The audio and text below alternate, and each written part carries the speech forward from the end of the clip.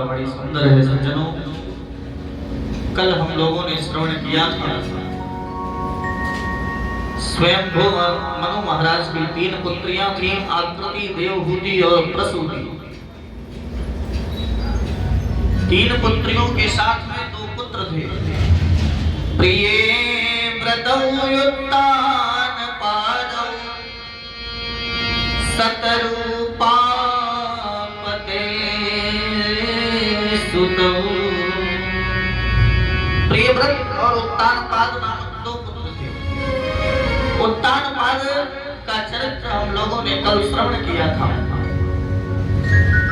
उत्तानपाद राजा के जो पुत्र हुआ उसे ही हम ध्रुव कहते हैं और 4 वर्ष की उम्र में ध्रुव ने भगवान का दर्शन किया।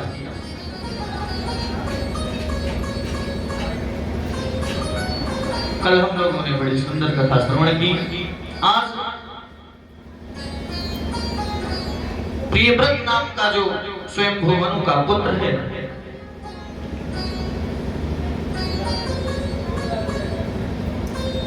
बड़े ही बलशाली हैं। प्रियव्रत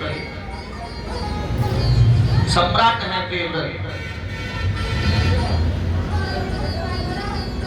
प्रियव्रत ने सोचा कि मैं इस धरती पर अंधकार नहीं रहने दूंगा, केवल प्रकाश ही प्रकाश हो। भगवान सूर्य से छिड़ गई इनकी।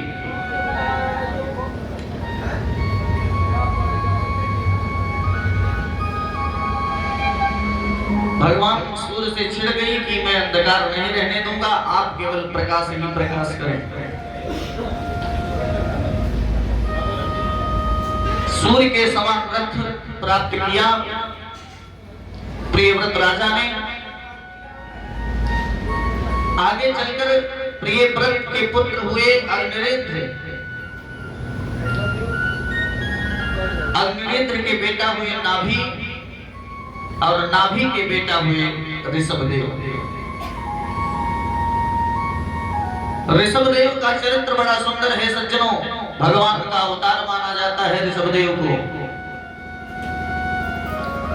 7 द्वीपों के सम्राट हैं ऋषभदेव। ऋषभदेव जी के 100 पुत्र हैं। एक दिन ऋषभदेव जी महाराज बैठे थे और अपने सारे पुत्रों को बुलाया। बेटा, ये शरीर हमें किस लिए मिला?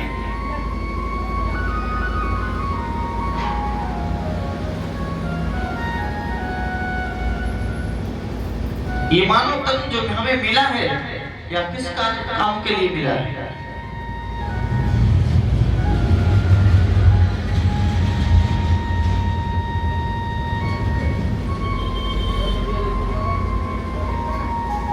मैं यह कहना चाहता हूं कि हम दिन में ऑफिस जरूर जाते हैं, दिन भर दुकान जरूर चलाते हैं, लेकिन शाम को कम से कम 1 घंटा बैठकर समस्त परिवारों को भजन करना चाहिए। अच्छी बात है अपना कार्य करना। सारे पुत्रों ने कहा, पिताश्री ये शरीर हमें प्राप्त हुआ है। प्रातः काल उठते हैं, अपनी दिनचर्या करते हैं, संध्या करते हैं, फिर बाल भोग करते हैं, फिर भोजन करते हैं, लास्ट में सो जाते हैं। यही दिनचर्या चल रही है हमारी।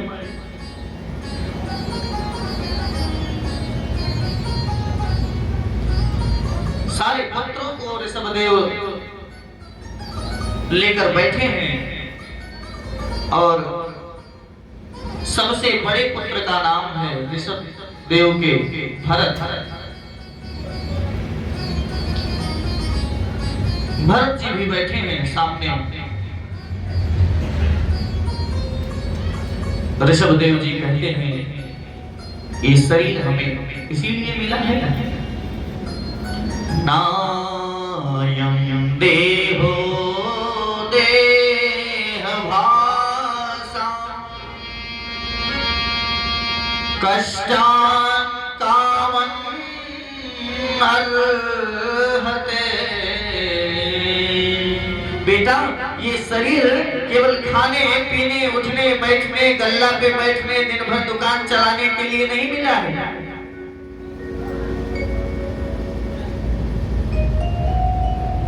इस शरीर से अच्छी बात है बेटा, सारे कार्य करने चाहिए, लेकिन इस शरीर से जितना हो सके भगवान का भजन करना चाहिए। प्रातः काल जल्दी उठना चाहिए,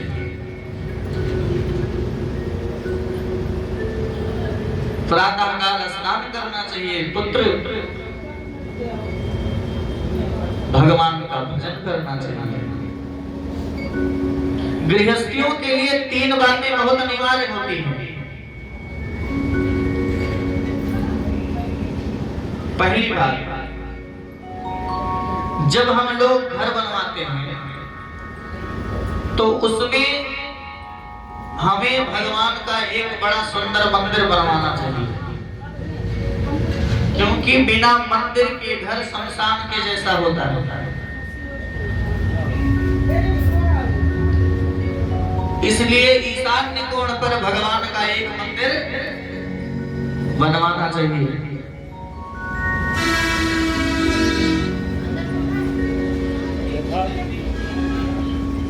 और मंदिर में जो मूर्ति रखी जाए वो कभी ये भाव ना आए कि यह मूर्ति,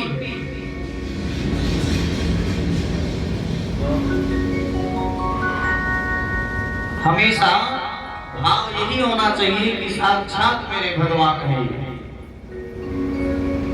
उन्हें प्रत्यक्ष भगवान मानना चाहिए।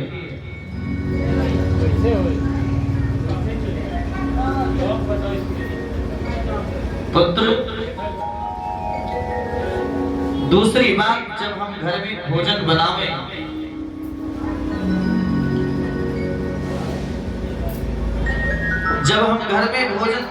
तो बिना भगवान को भोग लगाए भोजन नहीं पाना चाहिए।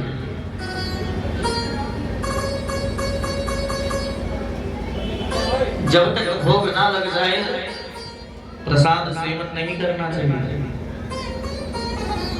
गीता में भगवान कहते हैं, मुंचते ते स्वयं पापा। भोजन घर में जब बनावे तो भाव ये आए कि हाँ मैं भोजन नहीं बना रहा हूँ, यह प्रसाद बना रहा हूँ, मेरे घर में प्रसाद बन रहा है। सुंदर भगवान को भोजन लगाओ, भोग लगावे और पुनः फिर पाए। वैसे भी सज्जनों, वैष्णवों के घर पर खाना नहीं बनता, वैष्णवों के घर पर प्रसाद ही बनता है। क्यों? क्योंकि वैष्णव लोग बिना भगवान को भोग लगाए नहीं पा सकते।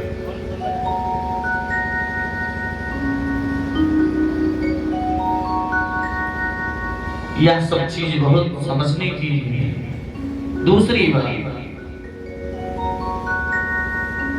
जो भगवान को भोग ना लग सके ऐसा पदार्थ भी घर में नहीं बनाना चाहिए। जैसे लहसुन प्याज का भोग नहीं लगता भगवान को, ऐसे अभक्ष पदार्थ भी नहीं बनाना चाहिए घर में। तीसरी बात, एक बार भी भगवान के चरण में, भगवान के ऊपर कोई वस्तु चढ़ जाए तो गलती से भी वहां अपने चरण में नहीं लगना चाहिए। एक बार जो समर्पण हो गया भगवान को, वहां गलती से भी चरण में न लगे। ऋषभदेव के पुत्र बैठे हैं, सुंदर उपदेश कर रहे हैं। ऋषभदेव महाराज पुत्रों से कहते हैं, ये जीवन का लक्षण है, ये सब बातें समझो। देखो बेटा, मैं तुम्हें 2 मार्ग बताता हूं। महोत्सवाद्वा महो विमोक्ते दामोदराय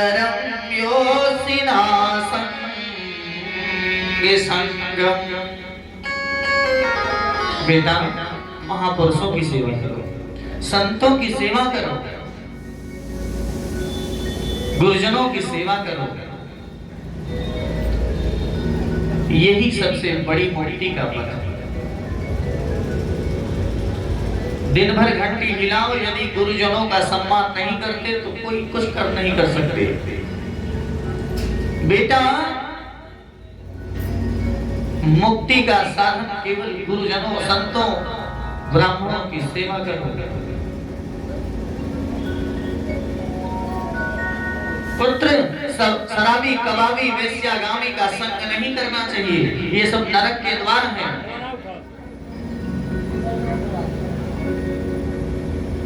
ये सब केवल हमें नरक में छोड़ते हैं। बस संतों की सेवा करो। अब संत कौन है? संत क्या है? लाल कपड़े को संत नहीं कहते हैं। भभूति रमा लेने से कोई संत नहीं हो जाता। पीला कपड़ा धारण कर लेने से कोई संत नहीं बन जाता। संत कौन? जो बिगड़े हुए को साथ दे वही साधु होता है। जो बिगड़े हुए को साथ दे, ठीक कर दे, वही संत है। कल अजामिल की कथा आप लोगों ने श्रवण की थी। एक संत की कृपा से अजामिल का उद्धार हो गया, नहीं तो अजामिल जैसे दुष्ट का कब उद्धार होता। लेकिन एक संत की कृपा से, संत ने ही कहा था अपने पुत्र का नाम नारायण रख देना। क्यों? क्योंकि संत जान रहे थे लास्ट में सब चिल्लाता है जब व्यक्ति तो बुलाता है, और यदि ये नारायण को बुला लेगा तो कल्याण हो जाएगा, भगवान आ जाएगा।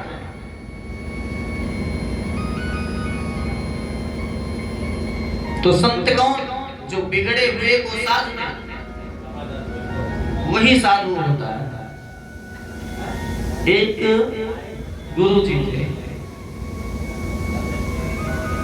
उनका एक बहुत आज्ञाकारी शिष्य था। इतना आज्ञाकारी था कि जो कहते थे वही करता था।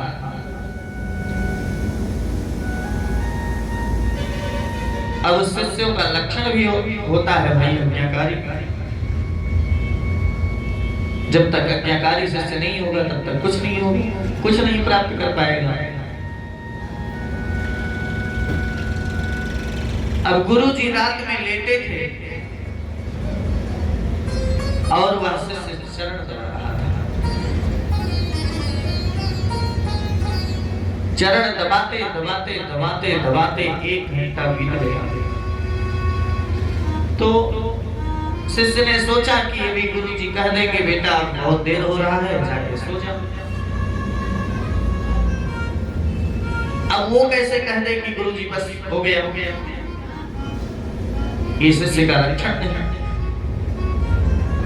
1 घंटा जब बीत गया तो गुरु जी ने कहा ये बताओ कितने भाई हो? शिष्य ने कहा गुरुजी हम 4 भाई हैं। अच्छा ठीक है, चरण जाओ। फिर लग गया। धीरे धीरे धीरे धीरे फिर 1 घंटा बीत गया। अब गुरु जी कह ही नहीं रहे हैं कि जाओ बेटा सो जाओ। अब वो सोचता है कि जब गुरु जी कहें तब जाके सो।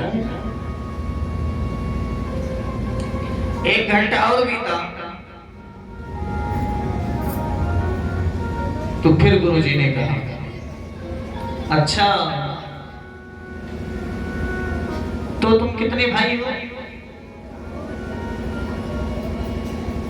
शिष्य बड़ा आज्ञाकारी था, कहा गुरुजी मैं 4 भाई। अच्छा ठीक है, चरण दबाओ। चरण दबाते दबाते दबाते दबाते प्रातः काल के 3 बज गए। शिष्य नींद के मारे गिर रहा है इधर उधर, लेकिन चरण दबाना बंद नहीं किया।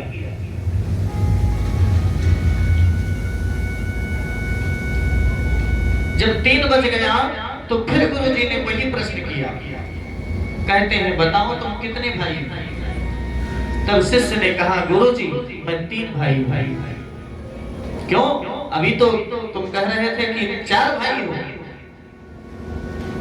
शिष्य ने कहा गुरु जी जब इसी तरह से चरण दबाऊंगा तो 3 ही भाई रहूंगा।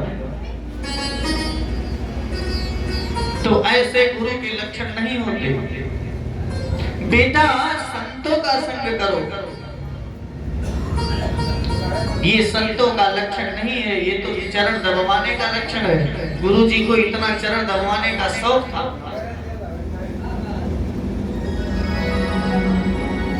बेटा संतों का संग करना, महापुरुषों की सेवा करना, पुत्र यही मुक्ति का द्वार है। जब तक महापुरुषों की सेवा नहीं करोगे कुछ नहीं हो सकता।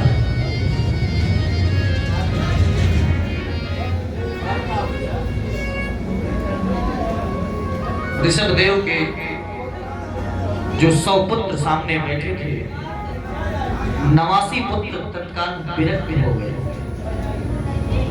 89 पुत्र साधु हो गए।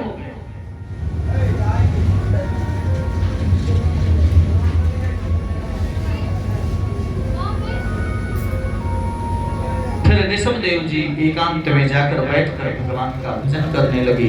चाह गई चिंता नसी मनवा बेपरवाह,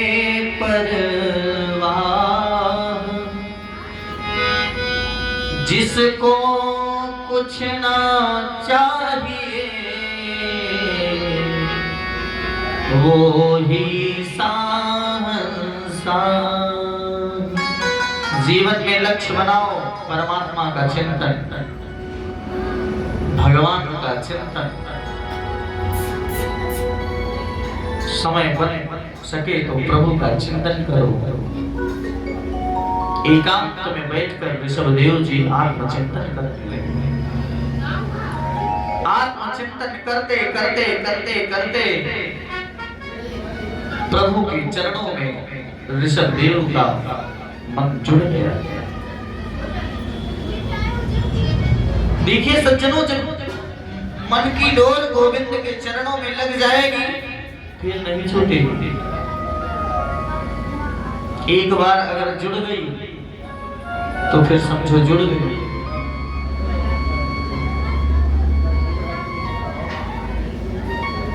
यही जीवन का तत्व है। लेकिन आज के लोगों को क्या चाहिए? चमत्कार।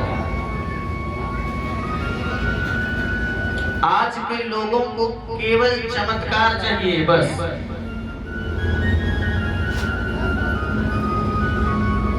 जितना चमत्कार कर लो सही है। अभी कल से मैं यहीं से ऐलान कर दूंगा कि कल से बहुत बड़ा दरबार लगेगा, भभूति बांटना शुरू कर दूं तो शायद यहाँ भीड़ लगने लगे। और ऐसी भीड़ नहीं है क्या बताएं। तो संसार के लोगों को केवल चमत्कार चाहिए।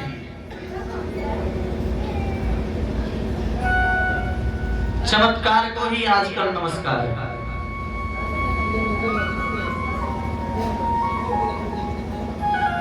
ऋषभदेव जी एकांत में बैठे हैं, भजन कर रहे हैं।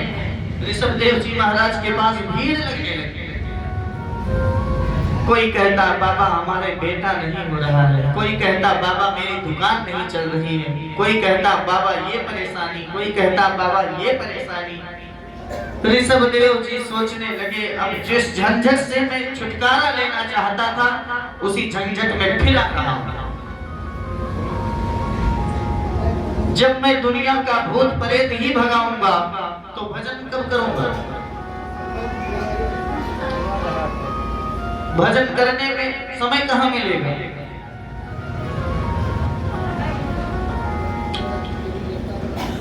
ऋषभदेव जो लोग आए ऋषभ देव के पास सबसे कह देते हैं मैं कुछ नहीं जानता।